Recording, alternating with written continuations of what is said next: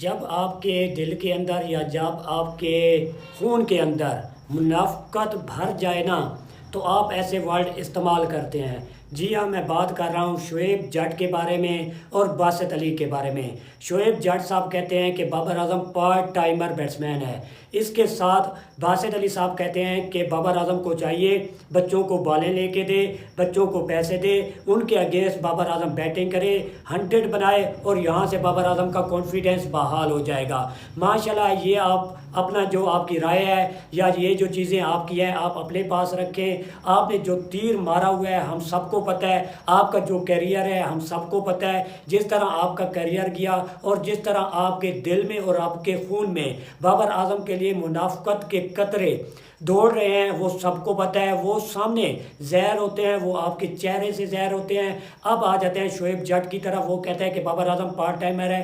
क्यों कहता है कि बाबर आजम को कभी 1 डाउन पे खिला दिया जाता है, कभी 2 डाउन पे खिला लिया जाता है, कभी उनसे ओपन करवा दिया जाता है, इसलिए तो बाबर आजम पार्ट टाइमर है। जब चाहे उसको जहाँ पे भेज दे, बाबर आजम पार्ट टाइमर है।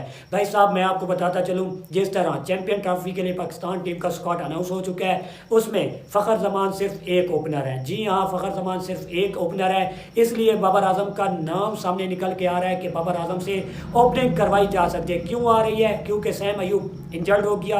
आपका फ़खर जमान स्क्वाड में सिर्फ एक ओपनर है, जिसकी वजह से कहा जा रहा है, वसीम अकरम ने भी कहा, बाकी एक्स क्रिकेटर भी कहते हैं कि बाबर आजम को ओपनिंग करनी चाहिए, क्योंकि बाबर आजम टेक्निकली बहुत ज़्यादा साउंड है और ये प्रेशर को हैंडल कर सकते हैं। अगर बाबर आजम क्रीज पे खड़ा हो गया तो बाबर आजम 100 स्कोर लाजमी लगाएंगे और टीम के लिए बहुत ज़्यादा फ़ायदेमंद साबित होंगे। ये आपका लेजेंड वसीम अकरम कह रहा है। लेकिन हमारे कुछ इधर एक चवल किस्म के लोग, जूती किस्म के लोग बैठे हुए हैं चैनल पे, ऐसे ऐसे बकवास कर रहे हैं, क्योंकि उनके अंदर उनका जो खून का कतरा है, लाजमी बात है, मुनाफ़क़त से भरा हुआ है। आपकी इतनी एज हो चुकी है।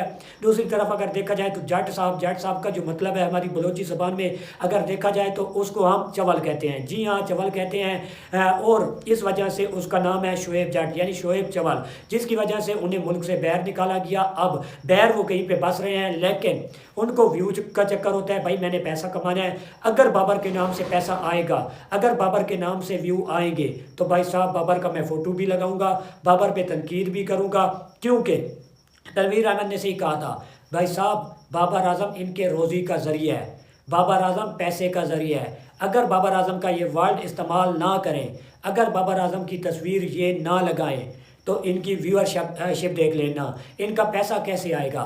अगर उनका घर चल रहा है बाबर आजम की वजह से, अगर उनका सिस्टम चल रहा है, तो भाई साहब मना नहीं करना चाहिए। एक बंदे की रोज़ी लगी हुई है, इसी चीज़ में रोज़ी लगी हुई है कि बाबर आजम को बुरा भला कहना है, चाहे वो परफॉर्म करे या ना करे, लेकिन बुरा भला कहना है। इसलिए मैंने सोचा कि आज शोएब जट और बासित अली साहब, आप तो माशाल्लाह अब बुजुर्ग हो चुके हैं, आपको क्या कह सकते हैं। शोएब जट तो चलो, उनकी तो हम टाइगर वाली कुत्ते वाली कर सकते हैं, ठीक है, उनको हम कह सकते हैं, लेकिन बासित अली साहब, आपने हमारी पाकिस्तान टीम की नुमाइंदगी कर रखी है, आपने कुछ ना कुछ खे रखा है। इसलिए आपके जो भी वर्ड्स हैं, चाहे आपका मतलब जो भी है, मतलब जो भी लेना चाहते थे, आप अगर अच्छे तरीके से लेना चाहते थे तो भाई साहब ठीक है, कोई मुद्दा नहीं है, ठीक है।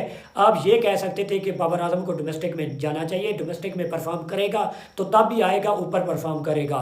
ये चीज़ कह देना मेरे ख्याल में इंसल्ट है। बाकी कहीं पे ऐसा कह देना कि भाई साहब बाबर आजम को मोटी से सीखना चाहिए कि किस तरह फ्रंट फुट का इस्तेमाल करना है, किस तरह बैक फुट का इस्तेमाल करना है।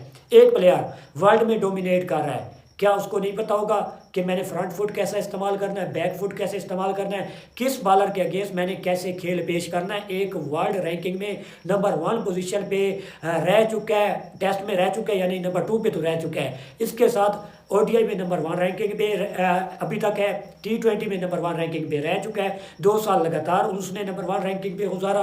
फिर आप कह रहे हैं कि उनसे सीखना चाहिए। ठीक है, यहाँ से मौका मिलता है, सीखना चाहिए, कोई गलती नहीं है इसमें, कोई आपकी क्या कहते हैं कि बेइज्जती नहीं है या गुस्ताखी नहीं है।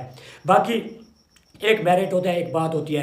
दूसरी तरफ शोएब जट साहब, वो तो उनका क्या ही कहने यार, क्या ही कहने, वो लाजमी बात है, रोज़ी का ज़रिया है, पैसे का ज़रिया है, पैसा कमाना है। अगर बाबर पे बोलना है तो पैसा आएगा, वरना नहीं आएगा। वो टॉपिक तो उन्हें कोई मिलता नहीं है। बाकी उनका जो जर्नलिज़म है यहीं तक है, इससे आगे नहीं जाएगी। उनको किसी चीज़ का इतना ज़्यादा पता भी नहीं होता, लेकिन एक चीज़ का पता होता है कि बकवास करनी है बाबर आजम के बारे में।